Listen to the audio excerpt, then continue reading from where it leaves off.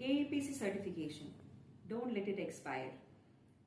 നമുക്കൊരു ക്രെഡൻഷ്യൽ കിട്ടിയതിന് ശേഷം try that our credential or our AAPC membership will not get expired.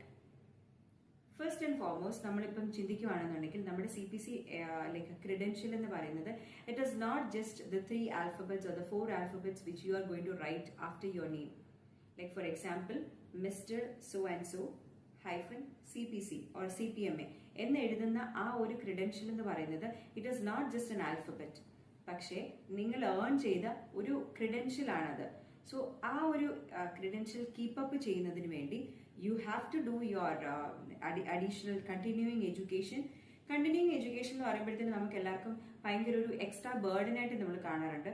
So don't think that അതൊരു extra ആയിട്ട് ഒരു എഫേർട്ട് ഇട്ട് നമ്മൾ ചെയ്യുന്ന ഒരു കാര്യമാണ്, അല്ലെന്നുണ്ടെങ്കിൽ അതൊരു ഹെക്ടിക് ആയിട്ടുള്ള ഒരു കാര്യമാണെന്ന് തിങ്ക് ചെയ്യാതെ it is like make it a habit. Continuing education ഒരു ഹാബിറ്റായിട്ട് നമ്മൾ ചൂസ് ചെയ്യുക.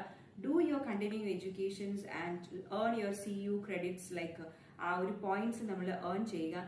Do your annual renewal of the AAPC membership. നമുക്ക് എവറി ഇയർ റിന്യൂവൽ അത്യാവശ്യമായിട്ടുള്ള കാര്യമാണ്. If you are not renewing your membership, നമ്മുടെ AAPC സർട്ടിഫിക്കേഷൻ ഓട്ടോമാറ്റിക്കലി നമുക്ക് പോകാനുള്ള ചാൻസ് ഉണ്ട്, അല്ലെങ്കിൽ അത് എക്സ്പയർ ആയി പോകാനുള്ള ചാൻസ് ഉണ്ട്. സോ ഫസ്റ്റ് ആൻഡ് ഫോർമോസ്റ്റ് നമ്മുടെ മെമ്പർഷിപ്പ് റിന്യൂ ചെയ്യുക. അതുപോലെ തന്നെ നമ്മുടെ CUs കണ്ടിന്യൂസ് ആയിട്ട് അറ്റൻഡ് ചെയ്ത് നമ്മുടെ ആ ഒരു ക്രെഡൻഷ്യൽ അത് നമ്മുടെ ഒരു എന്താ പറയുന്നത്, നമ്മൾ ഹാർഡ് വർക്ക് ഇട്ട് നമ്മൾ ഒത്തിരി നമ്മുടെ ടൈം ആൻഡ് എഫേർട്ട് ഇട്ടിട്ട് നമ്മൾ ഏൺ ചെയ്ത ആ ഒരു എഡ്യൂക്കേഷൻ, നമ്മുടെ ആ ഒരു ക്രെഡൻഷ്യൽ നമ്മൾ മെയിൻറ്റെയിൻ ചെയ്ത് കൊണ്ടുപോകാൻ ട്രൈ ചെയ്യുക. Don't let it expire.